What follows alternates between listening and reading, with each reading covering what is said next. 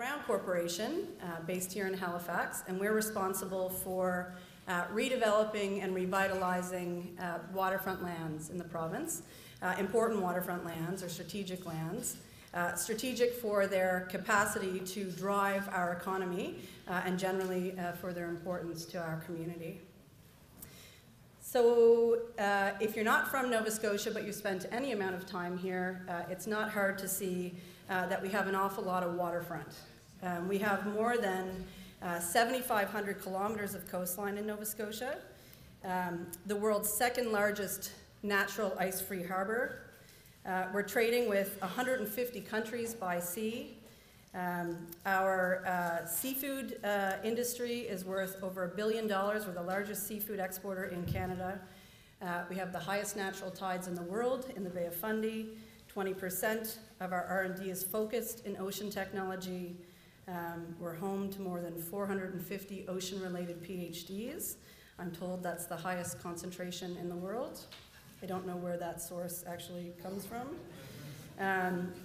More than 250,000 cruise ship visitors visit Halifax each year, and more than 2 million visitors, in fact upwards of 2.5 million visitors, visit the Halifax waterfront each year.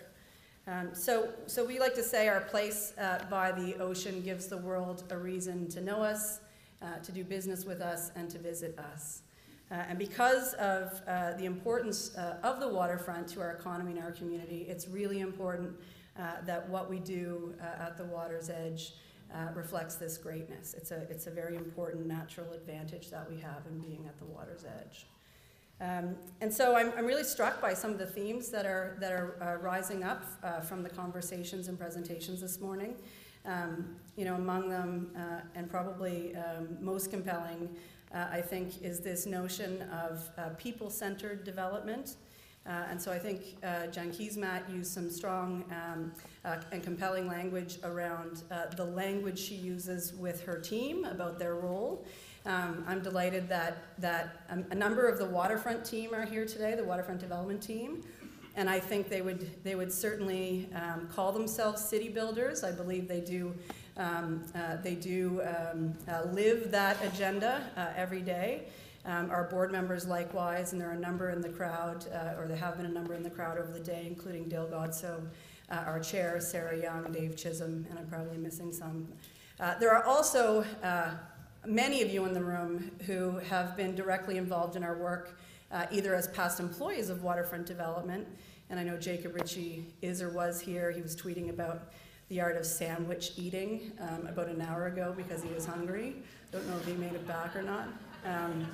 And also Eric Burchell, who was a former VP at Waterfront, and probably others, not only past Waterfront employees, but other folks around the city who have done a lot to make our waterfront what it is.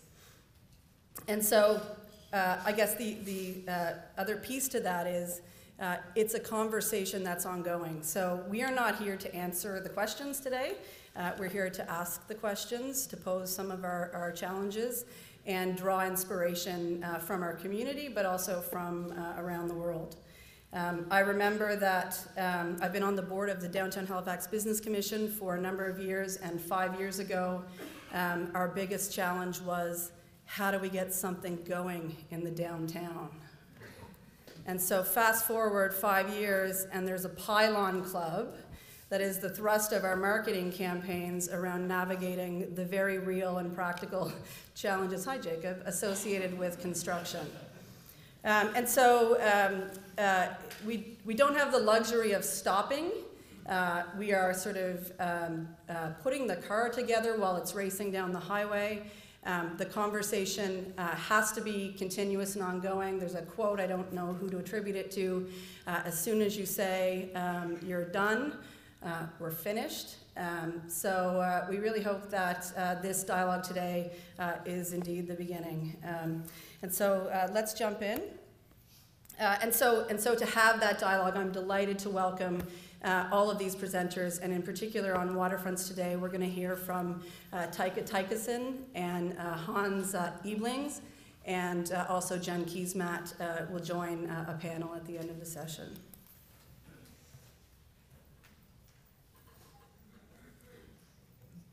So what does the water mean to us?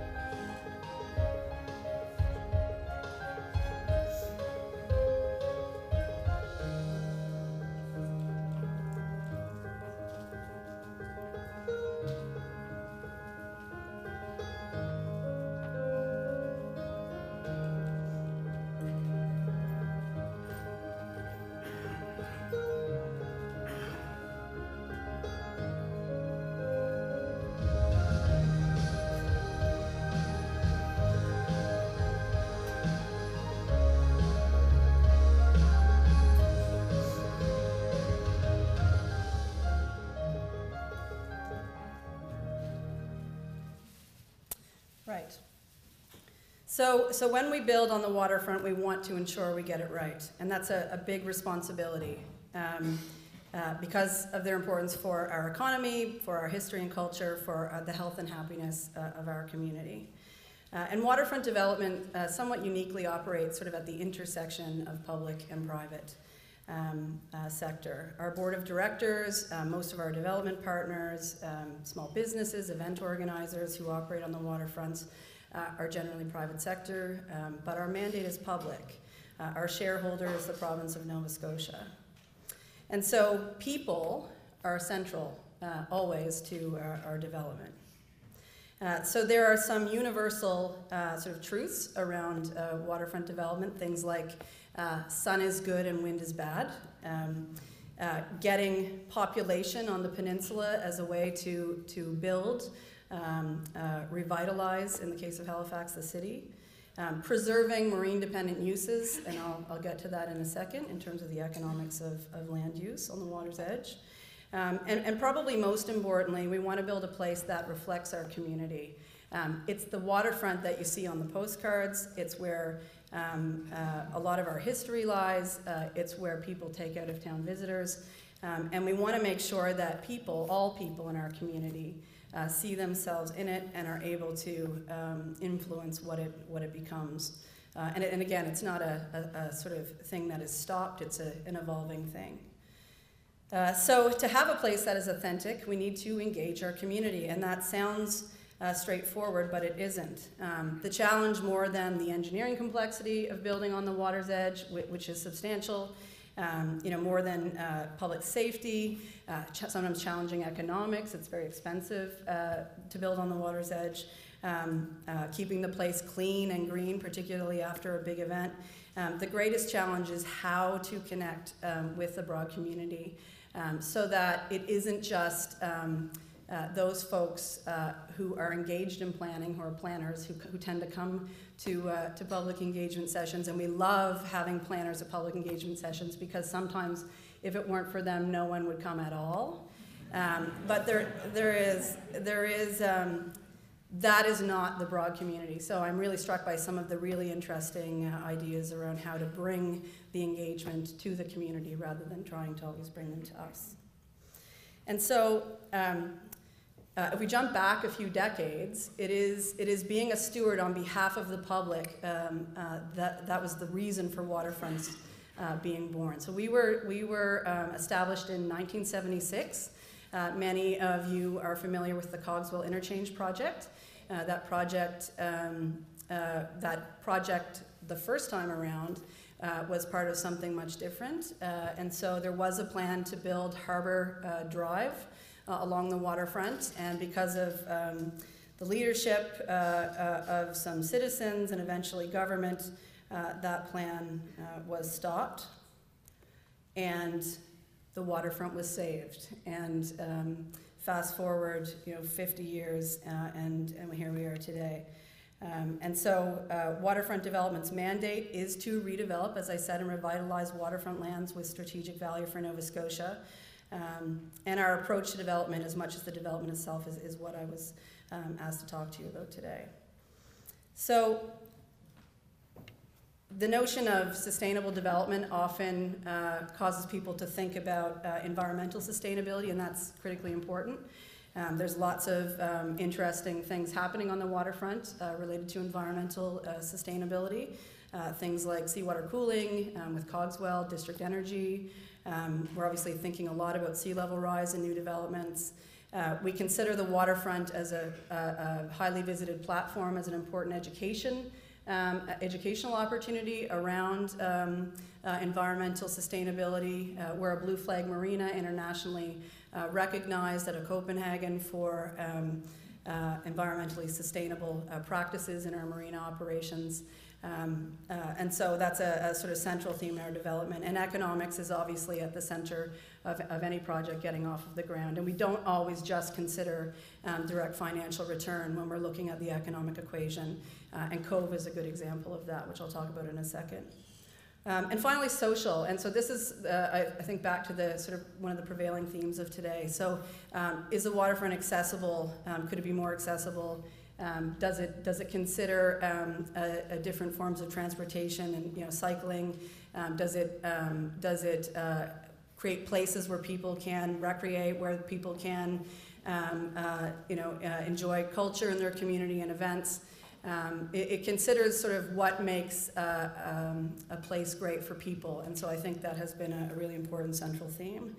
And is generally captured in our set of development principles. And so these, as I said, run everywhere from continuous public access to the water's edge, which is sort of a first principle of waterfront development in the Halifax Harbour Walk, to the sort of sunny with no wind.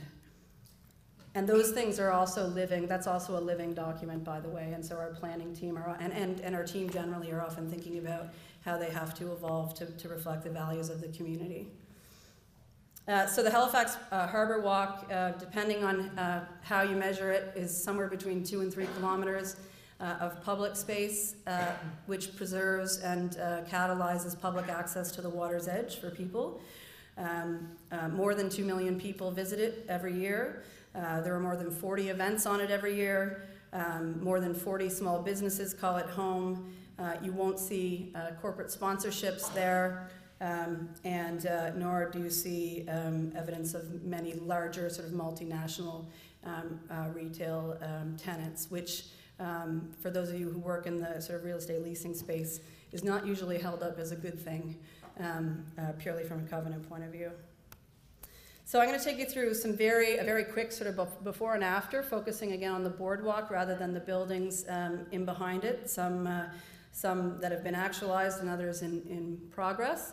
The befores come to us from Stephen Archibald, who's actually in the audience.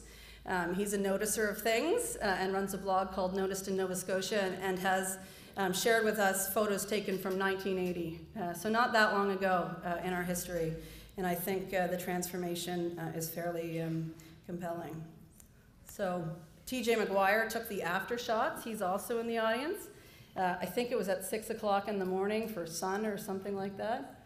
So there are fewer people than usual. It feels kind of peaceful.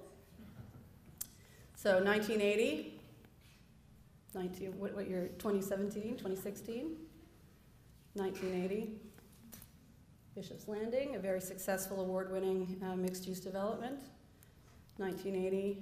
This is what we call New Place, because we haven't come up with a better name yet. It is the relocation of a very important cluster of small local businesses, which were moved to make way for the Queen's Mark development. So in relocating them, we also created new seating areas and new event space and the opportunity for additional businesses. And so this is also an evolution. You'll see additional enhancements this spring. So 1980. This is the Maritime Museum Wharf, Acadia alongside. Sands at Salter. So this is an interim use of a development site. It's also become the site of many of our region's biggest events, including Jazz Fest and Oyster Fest and Rib Fest. I think Buskers uses parts of that site, Tall Ships this summer. And this is the Queen's Mark site, not in 1980, but a little while ago because the Bioscience building is still there. And this is the rendering of the Queen's Mark site today, and we will talk a little bit more about that in the panel, because I've heard some really interesting ideas already come up today about it. But in sort of short, it is a $200 million, approximately $200 million private investment. Inherent in it is 75,000 square feet of new public space and 3 new wharves. All of the land will be owned and managed by Waterfront Development. It's leased to the developer over a 99-year lease. I think Blaze is here. Is Blaze still here? Yes. Hi, Blaze. Blaze is a director of development with Armour Group. They're an important partner. And so the challenge is getting adequate density on site, but also preserving large public open spaces. And so in this case, the majority of the density is at Lower Water Street. So we'll talk a little bit more about that in a minute. So we also had a harebrained idea to continue access along the boardwalk during construction. And so we drew this, which is a notional sea bridge. Adam Langley, my colleague, who's our Director of Operations in the audience, actually had the opportunity to lead the build of the sea bridge. And so I'll show you a very quick clip on that now. But at its core, the principle is that the public, the importance of the public is not diminished because of construction underway.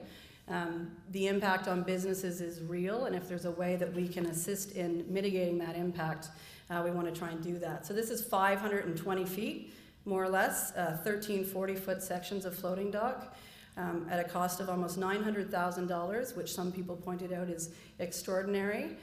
These floats have a 25-year useful life and will be redeployed along our waterfronts after their job here is done, so they will be put into service for their useful life. Within the first weekend, we had 100,000 people on the Sea Bridge, and as you'll see here in a second, it's become very popular. So popular, actually, that people are wondering whether it has to go at the end. The answer is yes.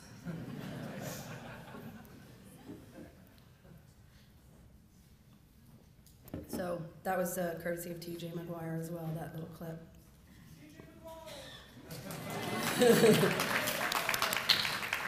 And so in and around the projects, the big capital projects, we also are big fans of tactical urbanism, the Project for Public Spaces. It's not new to anyone here, I don't think.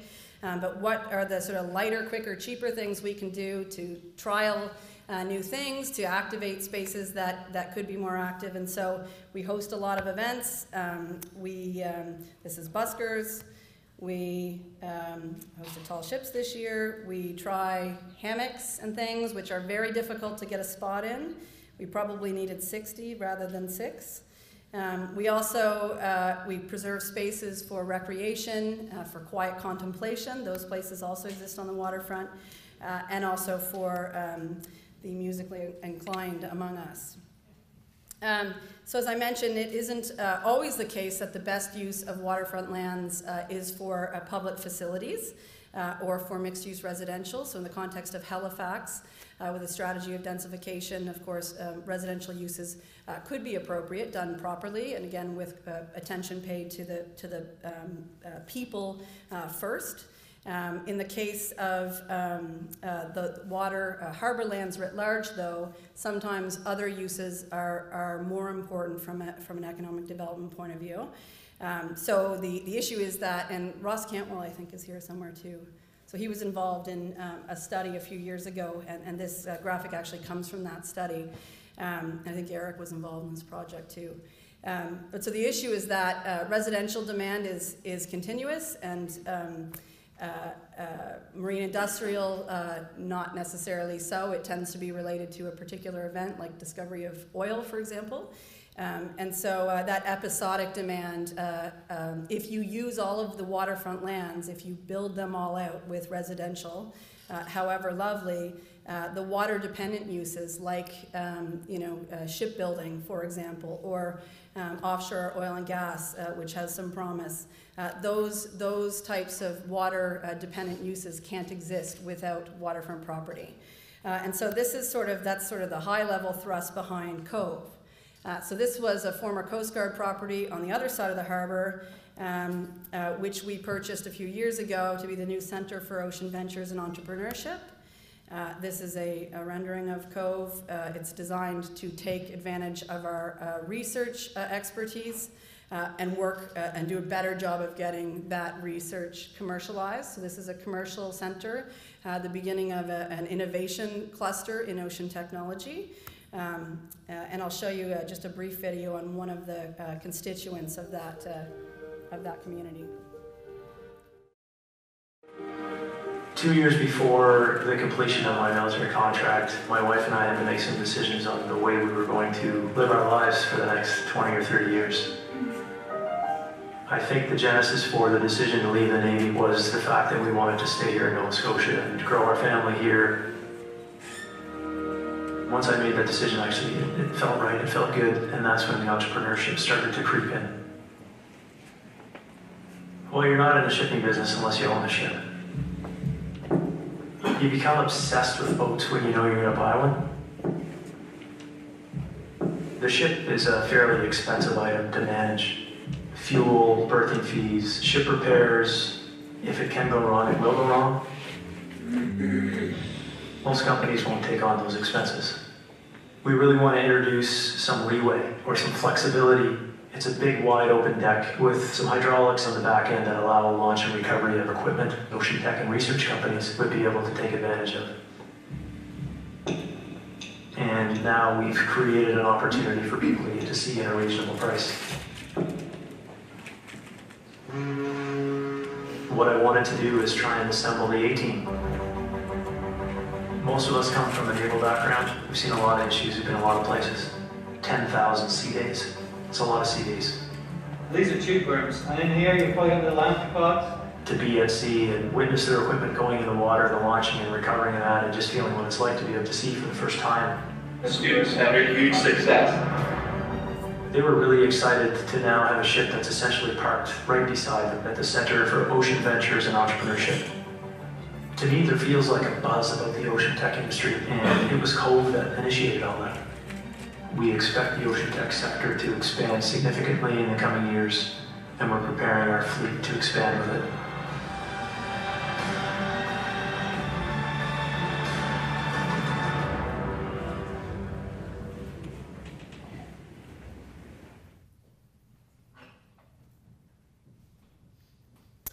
And so it turns out that the same principles of city building that work downtown are also central to the success of innovation districts around the world. And so the Brookings Institute has been an important think tank in this evolving notion of an innovation district. And one of the observations they've shared is that it's as important to consider the physical assets as it is the research, the networking and economic assets when you're building successful innovation districts.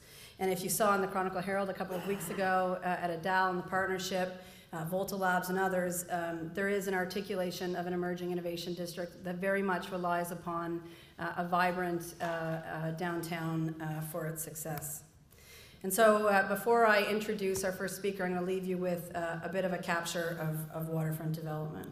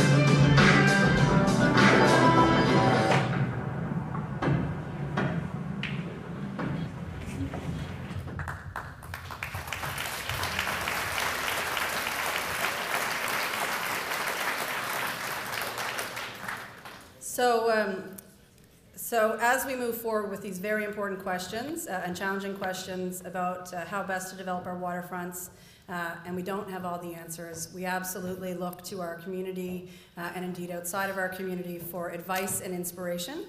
So I'm delighted to introduce you to our first guest on Waterfronts. Tykesson is an architect with the City of Malmö. I actually had the pleasure of meeting Tyke in Malmö a couple of weeks ago. He's the project leader for comprehensive planning at the Strategic Department of the City Planning Office in Malmö. He studied architecture in Lund and Glasgow, history of art and history of ideas at the University of Lund, and has been working for the municipality of Malmö since the 90s with different planning tasks as well as historical surveys. Welcome. And I have my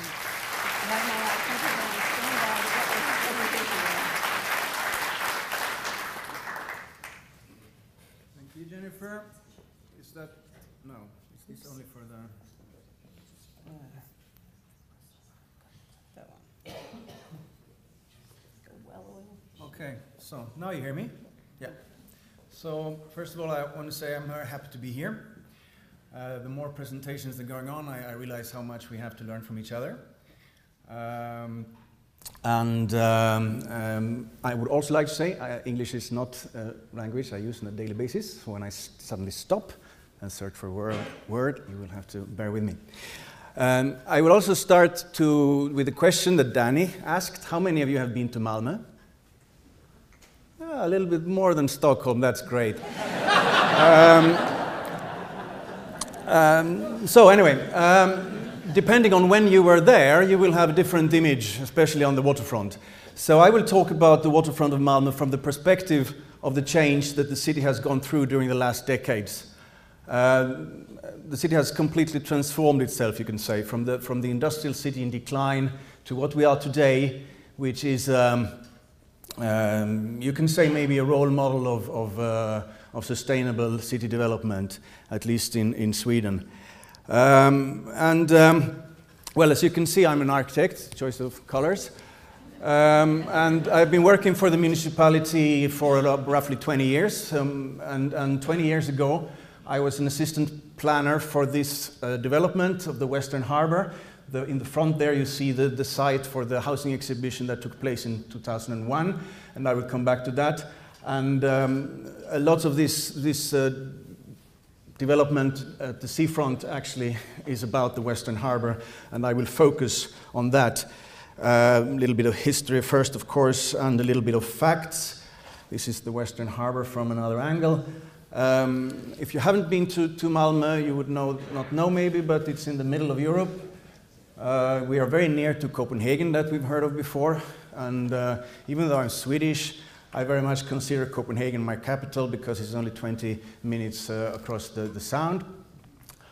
We are the third largest city in Sweden, and about 330,000 inhabitants in a very compact city, you can say, compared to Halifax.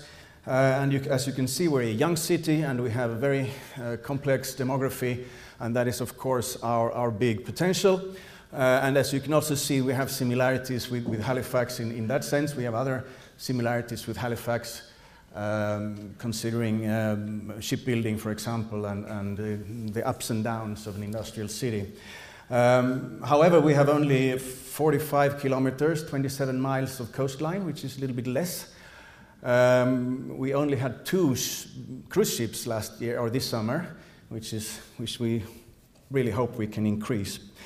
Anyway, to go back in time, the use of the coastline of Malmö for the purpose that is now maybe the main one for recreational purposes started roughly 120 years ago.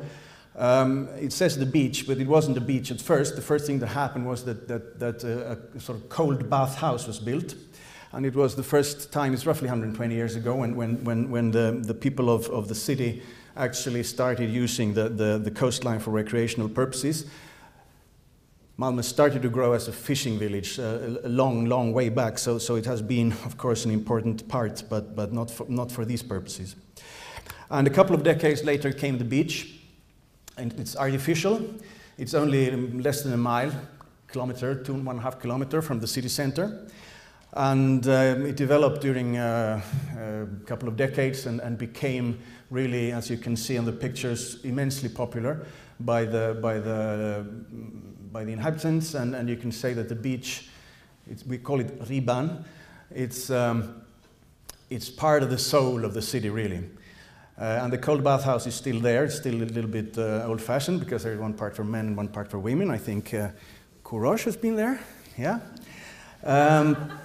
Enjoying it. As you can see also on this picture up here, behind it is the shipyard, or actually in front of it in a way. So the ships has always been present, of course. It's, although we didn't originally have a natural harbor, so we've been digging. We've been digging for about 250 years, digging and filling to make the harbor. And the harbor has, of course, also moved in steps out of the city center. So ships has been there, and mainly, if you look upon the last century, it's been shipbuilding just as here in Halifax. And I don't know how big ships you built in Halifax, but we built the largest ones. The biggest oil tankers in the world during the 1960s, you can see, it was major big things. Until the early 70s, when the competition from Asia, Southeast Asia or Japan became too strong, and also the oil crisis we had after the wars in the Middle East in the early 1970s, and that was the time when the city went into a decline.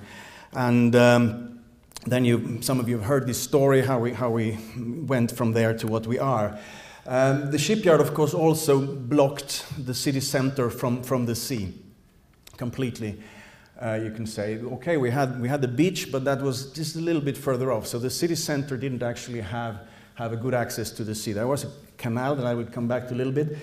But this is the Western Harbor from another angle again. And about 6,000 people worked there. But the access for the locals were just maybe once a year when you could sort of invited to visit the shipyard. And the city, in the 70s, it was dull, it was grey, boring, a lot of buildings waiting for demolition. I was studying architecture in Lund, which is 20 kilometers away, and Malmö was a world apart. We didn't go there if we didn't have to. We had some projects there, and they would say, why do we have to do it in Malmö? That's really terrible place. And then, of course, something happened. First, it went down quite deep. We had a declining population for a long time.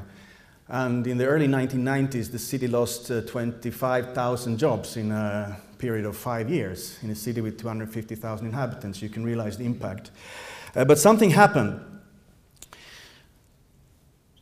I have to admit it still rains sometimes, but these images anyway can symbolize the actual change of the city from being a place where you didn't want to be to a place where you want to be.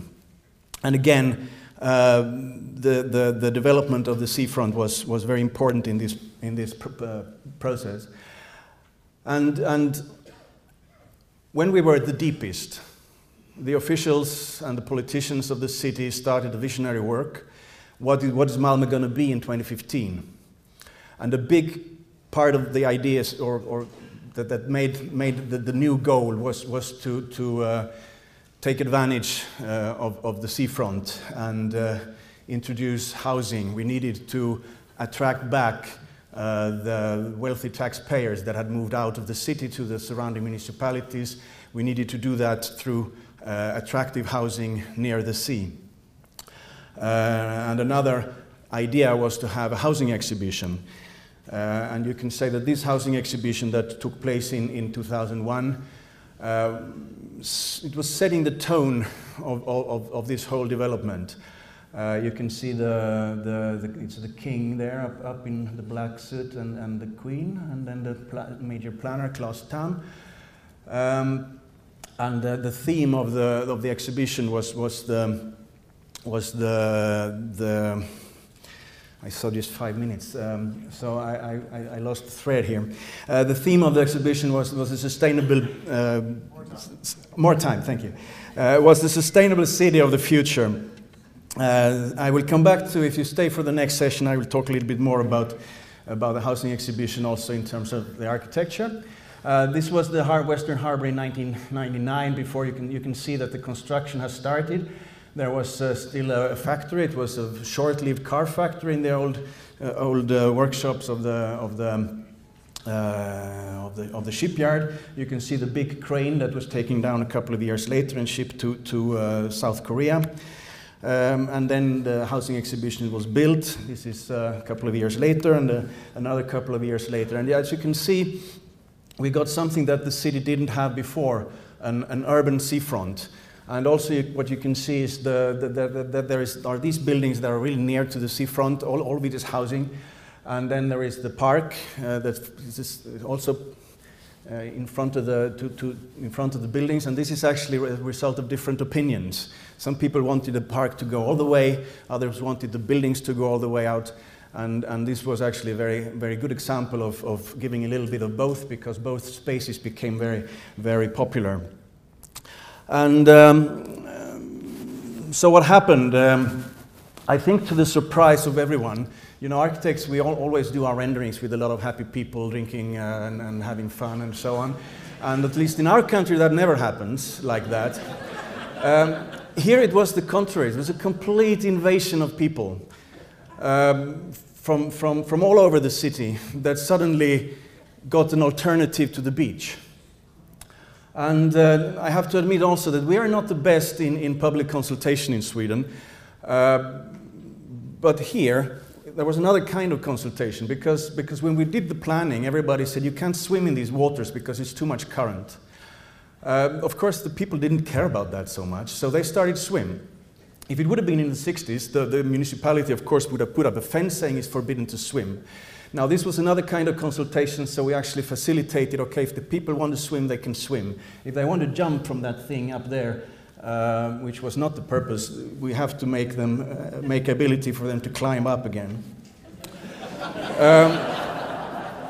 So I think that this new seafront that we got, and the whole seafront actually, is a lot of drama and contrast and variety. The many different aspects of a seafront that creates many different activities and many different possible moments for different moods is very important. And in the other end of the harbour is a completely different typology, where the old dock was turned into a marina and offices. And also this is interesting. Today we used to have one company with 6,000 people working. Now we have 200-300 companies with maybe 15,000 people working, and to that also 4,000 units of flats, and a marina with the nicest boats coming into the near to the seafront. I will go quickly through some of the last pictures now, because I think I'm talking too much, and I will come back to this. Is the convention center in the very heart of the city, by the canal, because we have a waterfront in a way going in through with the canal that is the old defense, part of the old defense system.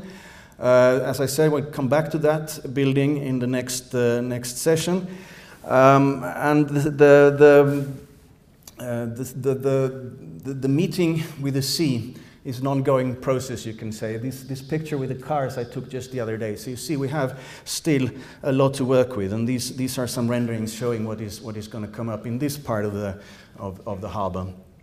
And another big step before we're going to finish the Western Harbour, which is going to be ongoing for maybe 2 more decades, is what we call Nyhamnen, the new harbour. It used to be a ferry terminal, and now we are doing a comprehensive plan for this part, or a master plan, I should say. Sometimes maybe we'll look something like this. We have, it's going to be roughly, I think, 7,000 flats and a lot of workspaces. And there are 2 cruise ships at the same time. That will never happen.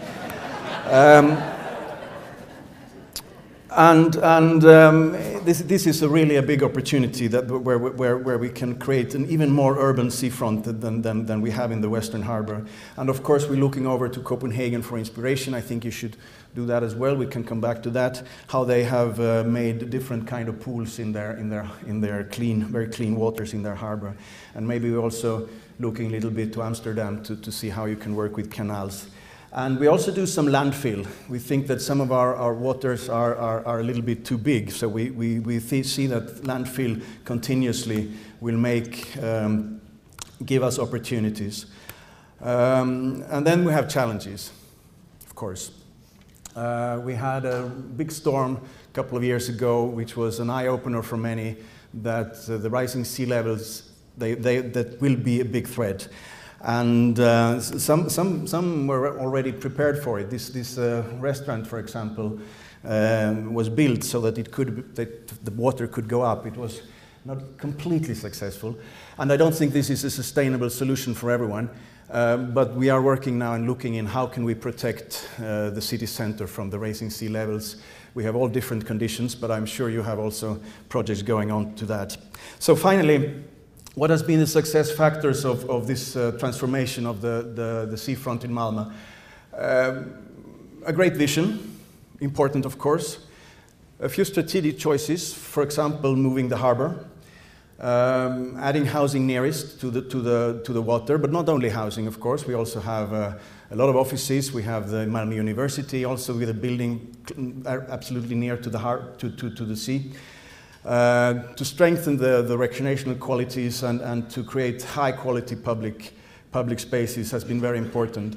And as I was talking about these many different ways to meet the sea, I think it's important to create different qualities, different activities, contrasts and drama. Accessibility, to take away the barriers, different barriers. We can have mental barriers, especially in an area where most of the flats are quite expensive. So it's accessibility both along and of course to the site or to the seafront all the way. And the landfills, of course, I think we are going to use. It's easier for us because the waters are quite shallow, quite a long way out. And then finally, of course, listen to the people.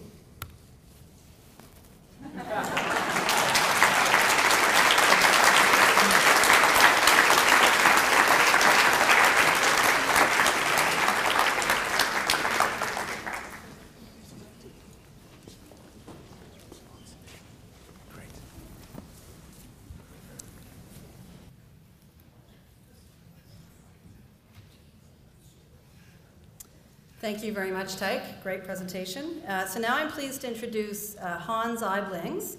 He's an architectural critic and historian, a lecturer at the University of Toronto, at the John H. Daniels Faculty of Architecture, Landscape and Design.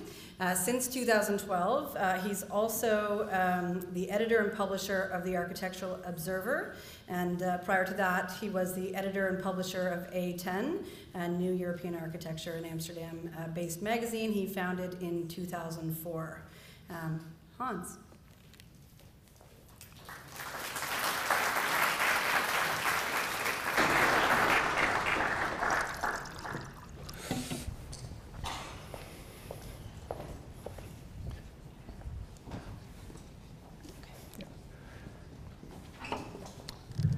Thank you very much. Oh, taking too much of it.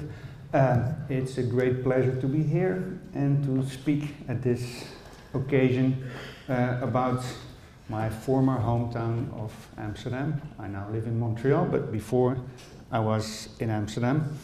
And I'm working under this banner of the Architecture Observer, and to quote the famous American baseball player Yoga Berry, you can observe a lot by just listening and or watching. And what strikes me today is that a certain language recurs when it comes to speaking about the development of cities, city building, and many of those words wouldn't occur in a Dutch context. We never speak about people and building cities for people because it's stating the obvious, I would say. We never speak about bikes because we have more than enough, we have more than Denmark. Speaking of which, Amsterdam is called the Venice of the North. So whatever claim Stockholm is making, I think Amsterdam is also sort of Amsterdam, Venice of the North. So what I'm going to do today is lead you through the development of the Amsterdam Waterfront, which has been developed since basically the late 1980s. And it's not concluded yet, but it's nearing some sort of completion. And I want to stress this because in a way, what I'm telling you is a kind of a historical story. It's a perspective on the recent past. So I'm not sure, to be honest, how many lessons you could actually draw from Amsterdam to develop your waterfront here, because it's the very specific product of a specific time, and I think also very specific circumstances. The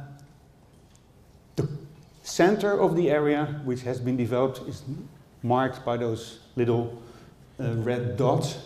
It's an area with a length of about 7 kilometers.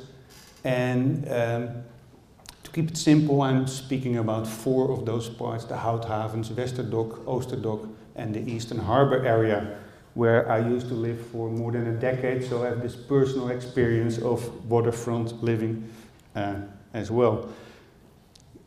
Aside from this large, let's say, housing program, residential program, there's also quite a bit of, let's say, public facilities. There's the central train station, a new public library, conservatory, a music center for contemporary music, and there is a cruise terminal, and then on the northern side of the river IJ, there is the IJ Film Institute. And there is much more. So I think one of the strengths of this development in Amsterdam is that it's this mix of many things. And one of the things I observed this morning is that there's so much stress on a kind of recreational use of public space, which is again no subject at all in Amsterdam. So perhaps you can have a great time sitting in the sun, but it's just basically this whole waterfront is not about leisure and retail and entertainment. It's about building a regular part of the city. So it's not about creating exceptional, spectacular public spaces. It's just the bread and butter of the city.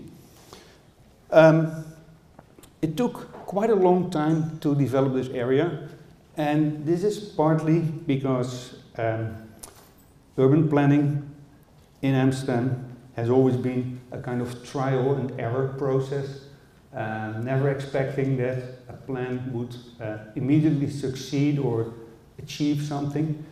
And in that respect, I was just discussing before we started, there's this famous cartoon made in Sweden in the 1960s where you see an urban planner overlooking a part of the city saying, "It's time that we replace the mistakes of the past by new ones." And I think I really like the, let's say, cheerful optimism of all the motivational talks, but at the same time, I don't believe that we know what's the right answer. So whoever claims that the modernists were wrong, I'm pretty sure that in 20 years' time we will think the same of what we're doing now. It all started in Amsterdam, in this area, the so-called Eastern Dock, which looked like this in the 1980s before they actually started developing this. And this is from the other side, and it's quite similar to any other image you see from, let's say, pre-waterfront development areas. There's a bit of industry, there is a lot of infrastructure, in this case the train tracks, and in the perception of everybody living in Amsterdam, behind the train tracks, the waterfront was, let's say, the other part of town where nobody would go. I remember that whenever you had the bad luck that your car was towed away, it was just at the very far right end of this picture. And it felt like it was you had the fine, but worse was getting there to get your car back. So the feeling of being there was really, really bad. And now it feels like it's part of the center. What I'm saying is that it took a long time before the actual result was being built. So there's a graveyard of magnificent plans, of great projects, which all for some reason or another didn't succeed. And this is one made by the office of Rem Koolhaas, which was a great project. But I remember I ghost wrote the final report for this plan, and during this period I already noticed that they were not believing in having any chance to realize this. I'm going through some of the project very, very briefly to give you an idea of this development. This looks much more spectacular than it actually is. Because it's high density but relatively low rise all over the place. Lots of experimentation, great diversity in dwelling typologies, which I think Tyke mentioned as well. It's an issue in Malmö, which I think is less an issue here for some strange reason. The Film Institute, one of the more recent additions, to me a bit of an overstated building, but it works and it offers this magnificent view, so that's certainly a quality. Part of the whole development is this transformation of the central station, which you see in the very middle here, more bit to the right, which has been transformed in a very clever way, creating a kind of logical connection between the center of the city and the waterfront, and overcoming the obstacle of a bus station, the train tracks, and a rather busy road with this beautiful corridor for pedestrians and bikers. Then we're moving east. This is the Center for Contemporary Music, Danish design, by the way. And here we're moving further to the east. This is a former warehouse and a bridge is going through this. This part of the harbor is the Eastern Harbor area, has a density of 9,500 persons per square kilometer, to give you an idea. And I think this density has some significance. It's more than double that of Amsterdam or Montreal or Toronto. And it's less than, of course, the density of, for instance, downtown Toronto. But it's not a huge difference, I would say. And it's quite telling that the majority of the buildings, this is already the highest part of it, most of it is in the range of 5 to 7 stories, as you can see here.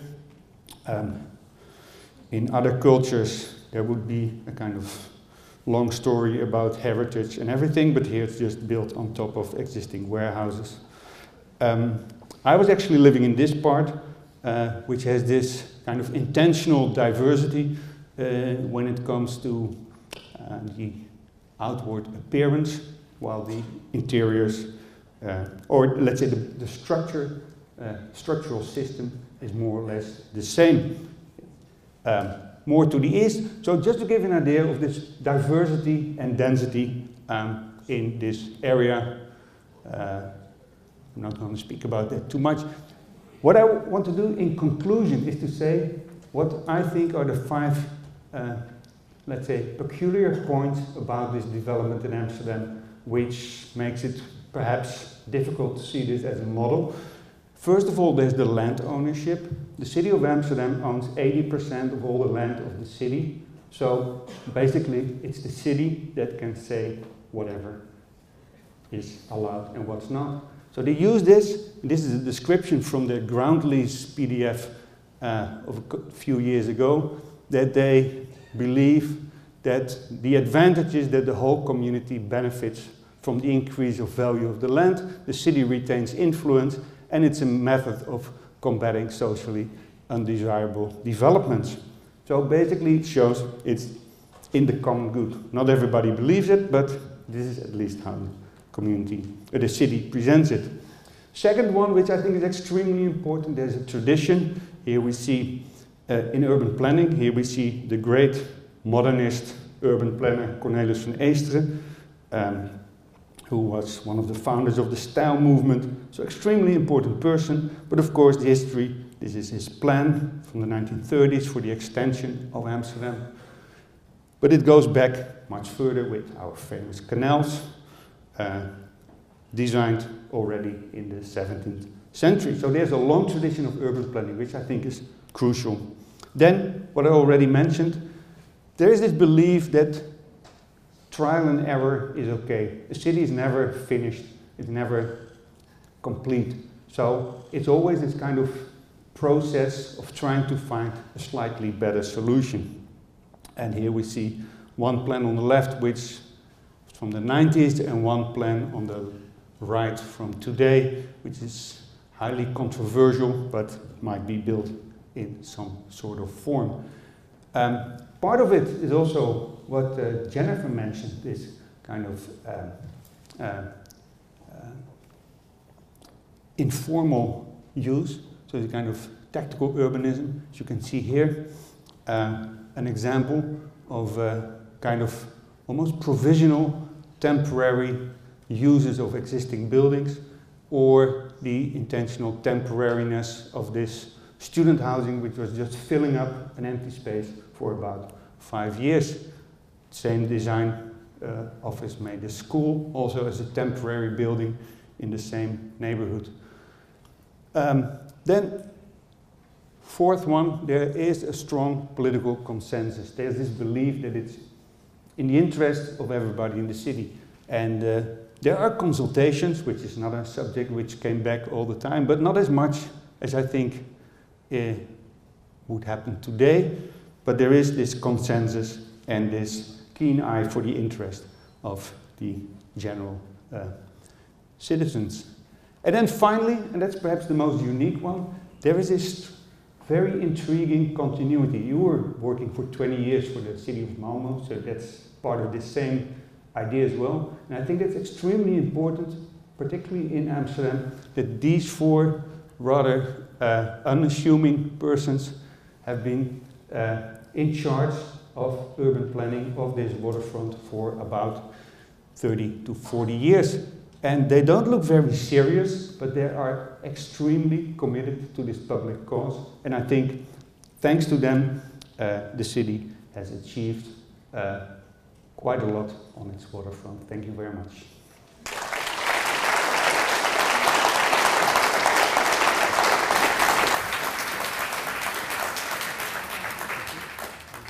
Yeah. So I think we're going to have a very brief chat over there.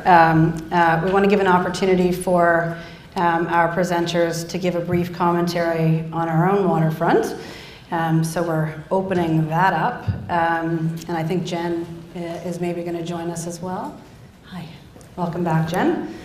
I don't think Jen needs a further introduction. For those of you who are here this morning, heard a brilliant talk by her already today. So is everyone mic'd over there? Great. So it's sort of that simple. What do you like? And where should we be focusing in an effort to improve? Jen, you want to go first? What do you like about the Halifax waterfront, and where do we have opportunity to improve?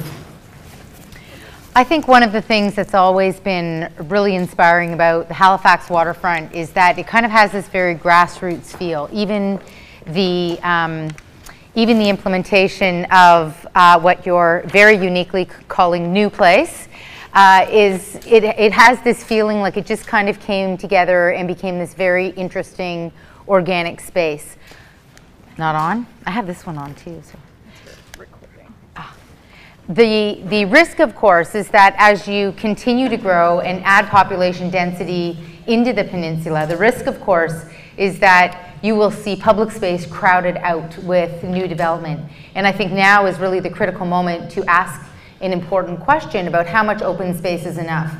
And it would be really good to learn this from the Toronto story, because the whole reason why we have the Waterfront Redevelopment Corporation and why so much effort by all three levels of government is going into revitalizing the waterfront is precisely because of the mistakes that were made in the 80s, where there was a feeling like there was too much development, too close to the water's edge, too many tall buildings, and not enough public space was kept in the public interest. So I think that's a really critical question in Halifax at this moment in time. Another 10, 20 years from now, it'll be too late. Yes, I agree on that very much. It's interesting to see what happens with these, because there is so much potential in the parking lots. What will actually be the balance of those developments? But first of all, to say it's a little bit hard to critical something that seems to be in one way when you see the pictures of all the people that are so successful, and also my first impression when I took the first walk was like, this is wow, this is so great. Then I went for a second walk. And well, what I lack is maybe contrasts. I think for me it's like, okay, it happens a little bit, different kind of spaces, but for me there is a lack of drama. And if that can be achieved in the new projects, also thinking of microclimate and how the big buildings actually creates winds rather than breaks them, could be an interesting experience to see what you can do with that. Just one more thing before I leave it to Hans, and that is many of the things I'm thinking about. I think is that you already are doing, like the MP that actually was swimming the other day. That was something that I felt immediately. Where do you swim? Or where do you go down to the water to actually feel the water? I wanted to feel the temperature. I couldn't do it anywhere because I didn't dare to go down the stairs. But now I see in the marquee, what is it called? Queen's Mark. Is that actually going to be possible? Yeah, I have a few more points, but I give them to you. No. I would wonder, you said how much public space is enough, but there's also the opposite, I think, that quite often there's way too much space which is publicly accessible, and it leads to a kind of deflated publicness.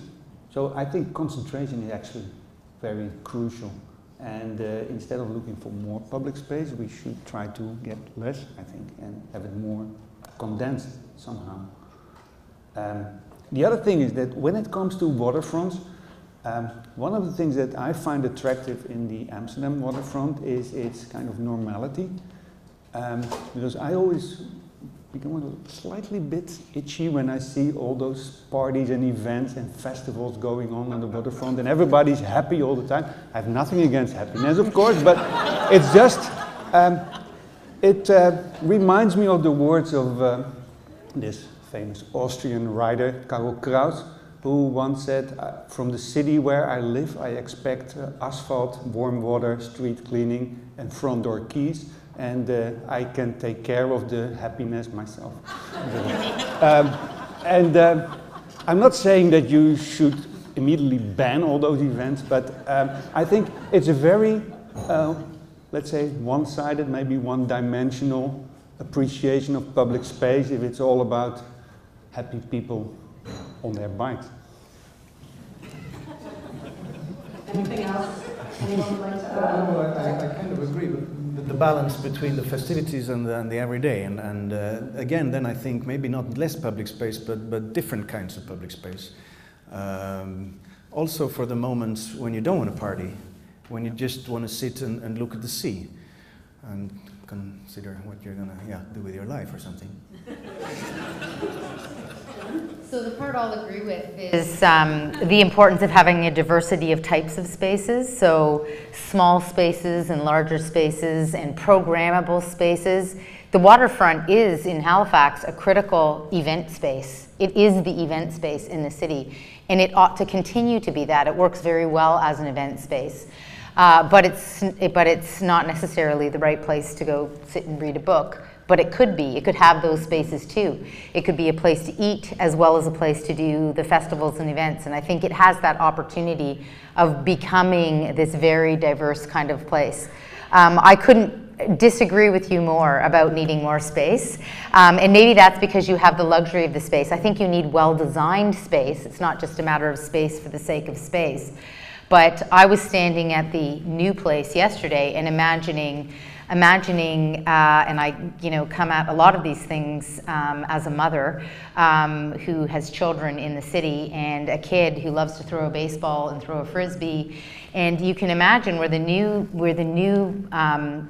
place is with the parking lot. You could have a rectangular green space there. There's no green space on the waterfront where you lay down a blanket and lay out on the blanket and have a picnic with your family in proximity to the waterfront. And that would be a brilliant space to do that. And you actually need the space to do it. If you put a new development parcel there, it becomes a different kind of place. And there is a question that needs to be asked around what type of waterfront, what types of spaces. But the risk is that once that space is gone, it's gone forever. And in my city, on a beautiful summer's night, there are parts of our waterfront boardwalk where you cannot walk because there are so many people. It is so dense with people. And the reality is the boardwalk should have been 3 times the width that it is. But alas, when it was planned, we were a much smaller city, and we weren't thinking about the fact that the population was going to swell exponentially over a 20-year period. And I really wish we had, because we would have planned it differently if we had been thinking, what does the future city look like? And I think Halifax needs to ask that question right now. What does the future city look like, and what role does the waterfront play when there is a significantly larger population in the core of this city? Excellent comment. But that's an interesting point, because I think in Malmö and in Toronto, and by the way, also in Amsterdam, the development of the waterfront started when the city was somewhere at a very low point. In Amsterdam, there were only 600,000 inhabitants, down from 800,000 in the 60s when they started the waterfront. And now it's back to this 1960s level. So it seems that you always encounter that problem that you're designing for a smaller city than it eventually becomes. Yeah, and that's actually sort of my point, is that if the trajectory is growth, don't design your public space for today. Design your public space for that future. And you have to be really visionary. It's a really hard thing to do that because you're planning for something that doesn't yet exist. It's the ultimately hopeful act to think we need to protect this land. Remember, Central Park in New York City was laid out in a farmer's field. It was laid out in a farmer's field, carved out of a farmer's field. Just imagine that for a minute, saying someday Manhattan's going to be so dense that we're going to need a park right here. And all the farmers are going, what the hell are you talking about? This is farmland. What do we need a park for? And think of how visionary it was to say, hey, 100 years from now, there's going to be buildings all in these farmers' fields. So it does take a lot of vision to be able to protect for that in the future. Thank you very much. And so conversations begin. Waterfront Development is leading an update to our master plan, which was last formally updated in the early 2000s. So I hope you will all participate in that process, which will begin to unfold later this fall. Thank you so much to our wonderful presenters.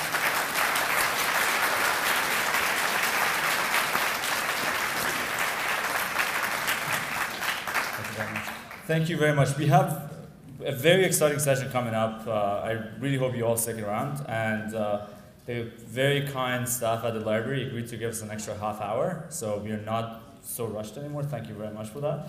I'd like to make a couple announcements before we pass it on to Abigail to start the next session, so that after the session we can all go and start planning the 5:30 session.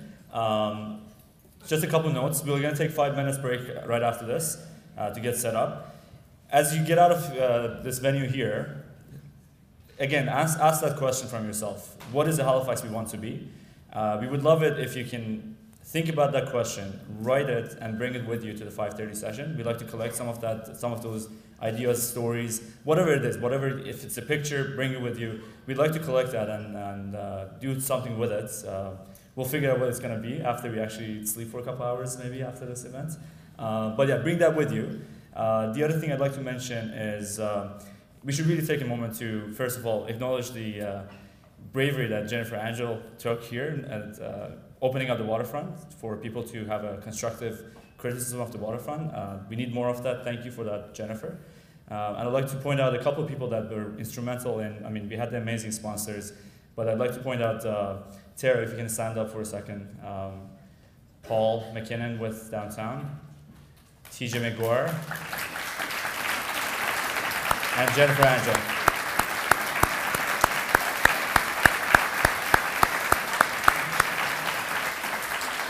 All right, with that, let's take a 5-minute break. Back here in 2:45, and we'll have the last session, which is going to be a very exciting discussion about design and architecture. Thank you.